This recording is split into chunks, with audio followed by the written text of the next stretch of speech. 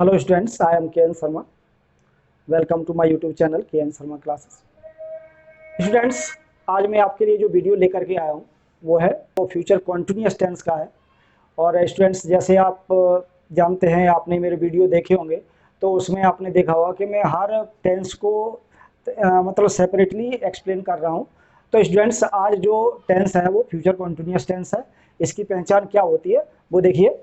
देखिए, future continuous tense है तो फ्यूचर कॉन्टिन्यूअस टेंस की पहचान होती है वाक्य के अंत में रहा होगा, रहे होंगे और रही होगी।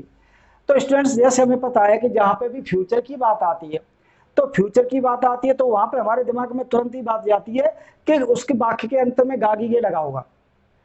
और अगर वाक्य के अंत में गागीगे है तो वो वाक्य फ्यूचर टेंस का होगा। लेकिन स्टूडेंट्स, ये बात और आती है कि अगर फ्यूचर कॉन्टिन्यूअस का है तो उसका में क्या होगा ना। तो मैंने बताया कि अगर फ्यूचर अकेला है यानी फ्यूचर इंडेफिनिट है तो उसमें लास्ट में गागीगे लगा होता है या ता के साथ गागीगे लगा होगा। लेकिन अगर कॉन्टिन्यूअस है तो कॉन्टिन्यूअस की पहचान हमें पता है कि रहा रही रहे से होती है। तो जहां पे रहा और गागीगे दोनों आ जाए तो वो वाला वाक्य जो है फ्यूचर कॉन्टिन्यूअस टेंस का होगा। और जिसकी पहचान हो जाती है वाक्य के अंत में रहा होगा, यानी रहा भी लगा होगा और गागीगे भी लगा होगा और रहे होंगे और रही होगी। इस तरीके से वाक्य के अंत में लगा होगा। और स्टूडेंट्स, अगर मैं इसके स्ट्रक्चर की बात करूं तो देखिए स्ट्रक्चर क्या होता है।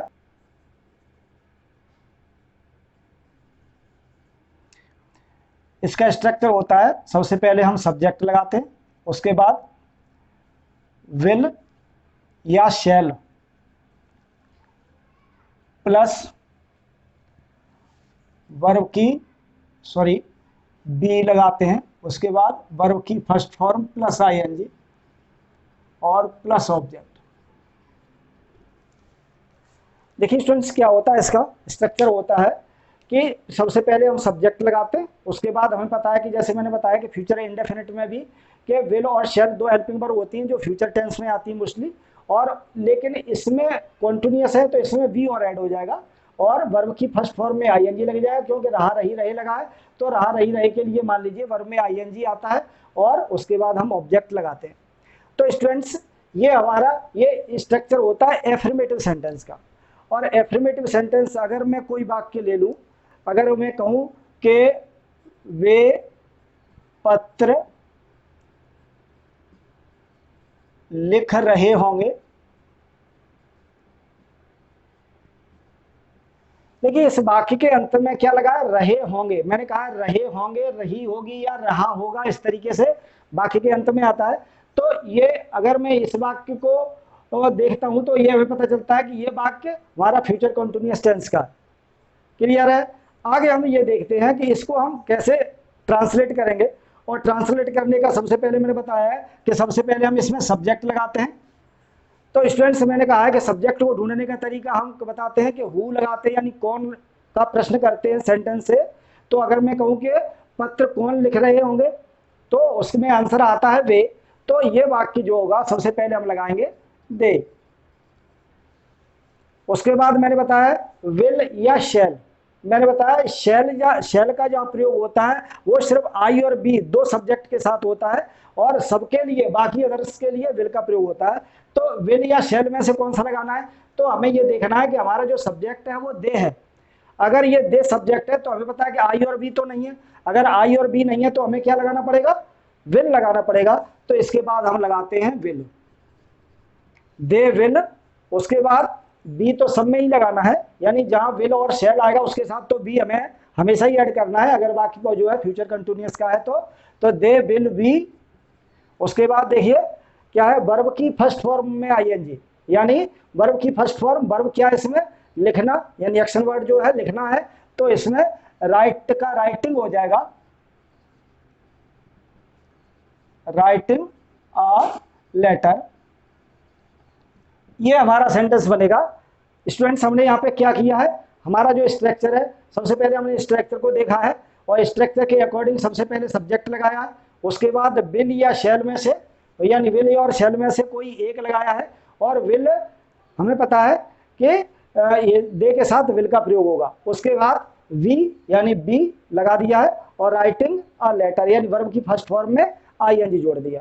तो स्टूडेंट्स ये तो था हमारा एफर्मेटिव सेंटेंस था, एफर्मेटिव सेंटेंस था। अगर मैं स्टूडेंट्स इसको जो है इंटेरोगेटिव में चेंज करना चाहूँ तो देखिए क्या करते हैं हम। मैंने बताया है कि अगर इस वाक्य को अगर मैं इंटेरोगेटिव में लिखूं तो इसमें इंटेरोगेटिव में लिखने का एक तरीका होता है कि उसमें सिर्फ पहले क्या लगा दीजिए, ठीक है, यानी क्या लगाने से वो वाक्य जो है इंटेरोगेटिव बन जाता है। यानी अगर मैं इसमें कहूँ कि क्या वे पत्र लिख रहे होंगे, यानी अगर अब मैं इसको इंटेरोगेटिव में लिखूं तो ये वाक्य हो जाएगा क्या वे पत्र लिख रहे होंगे। पीछे क्वेश्चन मार्क आएगा, यानी क्या लगा है तो क्या के साथ हमें पता है कि इंटेरोगेटिव जो वाक्य होता है उसमें क्या, क्यों, कब, कहां, कैसे लगा होता है और लास्ट में क्वेश्चन मार्क लगा होता है। तो ये स्टूडेंट्स यानी यही वाक्य को जब हमने इसको इंटेरोगेटिव में चेंज किया तो ये बन गया क्या वे पत्र लिख रहे होंगे, यानी इसमें सिर्फ क्या ऐड हुआ है, बाकी वाक्य हमारा यही है। तो स्टूडेंट्स जब हमने क्या इसमें पहले लगाया है तो इससे पहले वाक्यों टेंसों में भी मैंने ये बताया है कि जब क्या, क्यों, कि जब क्या पहले लगा होता है तो इसकी हम इंग्लिश क्या की वट नहीं लगाते हैं, हमें क्या लगाना होता है, उसकी जो हेल्पिंग वर्ब होती है उसको हम लगाते हैं। अब आती है बात स्टूडेंट्स, हमारे पास जो हेल्पिंग वर्ब पार्ट ये है, ये हेल्पिंग वर्ब है पूरी, विल बी और शैल बी, इसमें दो पार्ट हो जाते हैं, विल और वी दो पार्ट हो गए। लेकिन जब हम इसको इंटरोगेटिव में चेंज करेंगे तो सिर्फ विल पार्ट ही, यानी विल ही अकेला बाहर आएगा, बी अपनी जगह पे ही रहेगा। तो स्टूडेंट्स ये सेंटेंस हमारा बन जाएगा, यानी विल हम पहले लगा देंगे, विल और उसके बाद दे लगाएंगे सब्जेक्ट, विल दे और वी अपनी जगह पे, will they we writing a letter, यानी ये हमारा वाक्य बन गया। यानी इसमें से ध्यान रखिए पूरा विल बी को हम आगे नहीं लगाएंगे, हमें सिर्फ विल और शैल जो आती है हमारी मैन हेल्पिंग वर्ब होती है उसी में से हमें लगाना होता है, और वी को हम उसी जगह पे रखेंगे जहां पे ऑलरेडी हमारी जो एफर्मेटिव सेंटेंस में लगी हुई है। तो स्टूडेंट्स ये था हमारा, यानी will they be writing a letter, इस तरीके से ये वाक्य हमारा इंटरोगेटिव बन गया। अब आते हैं हम नेगेटिव पे। अगर हम नेगेटिव इस वाक्य को बनाते हैं तो देखिए इसमें नेगेटिव बनाने के लिए मैंने कहा है कि जब भी किसी वाक्य को नेगेटिव बनाना हो तो उसमें नहीं जोड़ देते हैं बस, और नहीं हमें पता है कहाँ लगता है। तो देखिए इसमें अगर हम इस वाक्य को नेगेटिव बनाएंगे तो ये हो जाएगा कि वे पत्र नहीं लिख रहे होंगे, लिख रहे होंगे।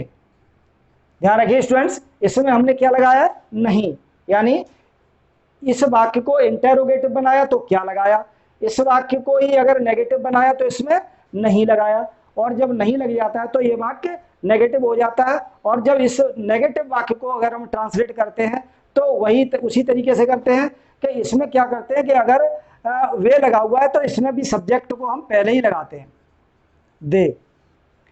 अब देखिए सब्जेक्ट तो हमने लगा दिया, उसके बाद लगाते हैं हम इसमें हेल्पिंग वर्ब लगाइए, तो यहाँ पे भी पहले हेल्पिंग वर्ब लगेगी, यानी दे विल।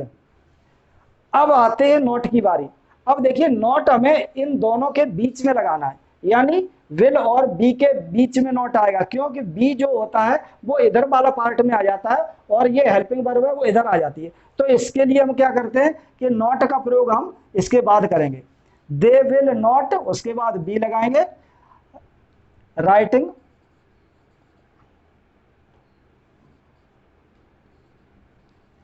A letter. इस तरीके से वाक्य बनेगा हमारा, यानी हो जाएगा they will not be writing a letter.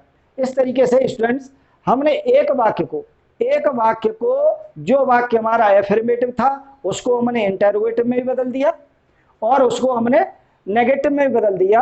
तो इसमें जो मेन पॉइंट है वो क्या है कि इसमें हेल्पिंग वर्ब के दो पार्ट हो जाते हैं, और जब दो पार्ट होते हैं तो हम उसको अगर हम इंटरोगेटिव बनाते हैं तो उसका पहला पार्ट ही आगे आता है, और जब हम उसको नेगेटिव बनाते हैं तो उन दोनों पार्ट के बीच में नॉट आता है।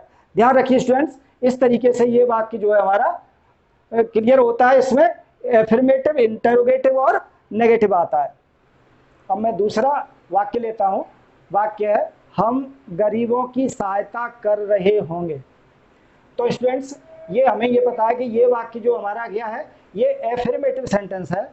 यानी अगर मैं यहाँ पे लिख दूं कि ये हमारा एफर्मेटिव है, तो एफर्मेटिव यानी जिसमें न तो नहीं लगा हो और ना ही क्या, क्यों, कब, कहाँ, कैसे लगा हो, तो वो वाक्य हमारा यानी सीधा सीधा स्टेटमेंट हो, तो हम गरीबों की सहायता कर रहे होंगे। तो ध्यान रखिए स्टूडेंट्स, इसमें जो सब्जेक्ट है वो क्या है। तो सब्जेक्ट को ढूंढने के लिए मैंने बताया था कि कौन का प्रश्न करते हैं हिंदी में और इंग्लिश में हु का प्रश्न करते हैं। तो अगर हम कहें कि हु विल यानी गरीबों की सहायता कौन कर रहे होंगे, यानी हम, यानी यहाँ पे जो सब्जेक्ट है वो हम है, तो यहाँ पे सबसे पहले हम लगाएंगे वी। तो आगे ध्यान रखिए स्टूडेंट्स, मैंने ये बताया कि इसमें दो हेल्पिंग वर्ब होती हैं, विल और शैल होती हैं। तो विल मैंने बताया था कि आई और बी को छोड़ करके सबके साथ विल लगता है, और शैल का प्रयोग किसके साथ होता है, सिर्फ जब सब्जेक्ट आई और वी हो। तो अगर आई और बी है तो हम ये देखते हैं कि यहाँ पे हमारा जो सब्जेक्ट है वो वी है। अगर ये सब्जेक्ट वी है तो इसके साथ हम क्या लगाएंगे, शैल का प्रयोग करेंगे, यानी वी शैल। उसके साथ बाद में बताया कि बी लगता है, तो वी शैल बी क्या कर रहे होंगे, हेल्पिंग, हेल्प कर रहे होंगे, तो हेल्पिंग हो जाएगा, यानी वर्ब की फर्स्ट फॉर्म है हेल्प, तो हेल्पिंग हो जाएगा, यानी we shall be helping the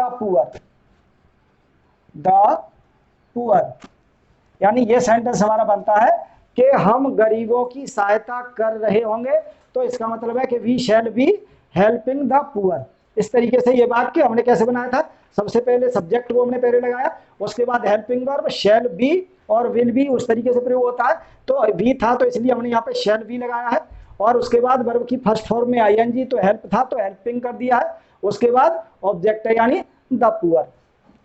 अब आते हैं स्टूडेंट्स, अगर मैं इस वाक्य को इंटरोगेटिव बनाना चाहूं तो देखिए क्या हो जाएगा, यानी इससे पहले हम क्या लगा देंगे, क्या हम गरीबों की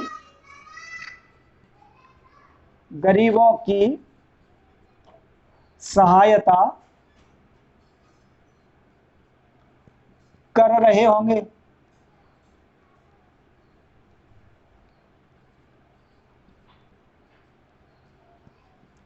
यानी जो इंटरोगेटिव वाक्य बनेगा वो क्या बनेगा, इंटरोगेटिव बनेगा कि क्या हम गरीबों की सहायता कर रहे होंगे। यानी इसमें हमने क्या पहले लगा दिया, और जब स्टूडेंट्स मैंने बताया कि जब क्या पहले होता है तो इसके लिए हम क्या लगाते हैं, उसकी हेल्पिंग वर्ब को आगे लगाते हैं। इससे पहले मैं लिख देता हूं, ये हमारा इंटरोगेटिव वाक्य था।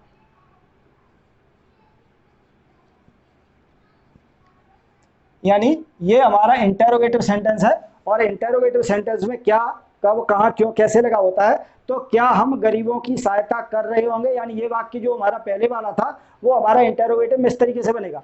अब देखिए स्टूडेंट्स, जैसा मैंने कहा कि जब क्या पहले लगा होता है तो क्या की इंग्लिश नहीं लगाते, हम सिर्फ हेल्पिंग वर्ब को आगे लगा देते हैं। यानी यहाँ पे हम पहले क्या लगाएंगे, शैल, उसके बाद शैल, उसके बाद हम लगाएंगे सब्जेक्ट लगाएंगे, यानी वी शैल वी बी, यानी शैल को तो हमने आगे लगाया है, उसके बाद वी लगाया है, वी हमारा सब्जेक्ट है। उसके बाद जो मैंने बताया था शैल और बी के बीच में हमारा सब्जेक्ट आ जाएगा, तो वी को हमने बीच में लगा दिया और बी उसके बाद लगाया, बाकी एडजेक्टिव कर देंगे, यानी हेल्पिंग द पुअर। यानी ये वाक्य हमारा बनेगा shall we be helping the poor. यानी क्या, यानी शैल पहले लगा है, तो क्या हम पुअर की, यानी पुअर यानी गरीबों की हेल्प कर रहे होंगे। तो इस तरीके से ये वाक्य हमारा क्लियर हो जाता है। इसमें हमने क्या चेंज किया है कि सिर्फ शैल को हमने आगे लगा दिया, बाकी सब ऑर्डर ऐसे पीछे एज इट ही लगा हुआ है। उसके बाद आता है स्टूडेंट्स, अगर मैं इसको नेगेटिव में चेंज करूं तो हम कहेंगे कि हम गरीबों की सहायता नहीं कर रहे होंगे। देखिए ये हमारा सेंटेंस है, नेगेटिव है, यानी जब नेगेटिव सेंटेंस होता है तो उसमें क्या लगता है, नहीं लगता है, और इसमें भी नहीं लगा हुआ है, और बाकी के अंत में गागी के लगा हुआ है और आ के साथ लगा हुआ है, तो हमारा ये भी फ्यूचर कॉन्टिन्यूअस टेंस का होगा, वो लेकिन होगा नेगेटिव सेंटेंस होगा, क्योंकि इसमें नहीं लगा हुआ है। तो स्टूडेंट्स, नहीं लगाने वाले वाक्य में, यानी जिसमें नहीं लगता है, उस वाक्य को हम कैसे ट्रांसलेट करेंगे? तो देखिए उसमें जैसे मैंने ये कहा था कि हम गरीबों की सहायता कर रहे हैं, ये हमारा एफर्मेटिव वाक्य है, इसमें ही थोड़ी सी चेंजिंग करनी पड़ती है कि हम शैल और बी के बीच में नोट लगा देंगे, बाकी एडजेक्टिव वाक्य हमारा रहेगा। तो ये सेंटेंस हमारा क्या बनेगा, देखिए ये वाक्य बन जाएगा, we shall not be helping the poor. यानी ये सेंटेंस हमारा बन गया, we shall not be helping the poor. तो स्टूडेंट्स, ये था आज का टेंस है, फ्यूचर कॉन्टिन्यूअस टेंस। ये आपको क्लियर हो गया होगा। इसमें अगर आपको कोई डाउट है तो प्लीज मेरे को कमेंट करें, और इस वीडियो को अगर आप अच्छा लग रहा है और आपकी समझ में आ रहा है तो प्लीज इसको सब्सक्राइब करिए, लाइक करिए और अपने फ्रेंड्स के साथ शेयर करिए। Thank you.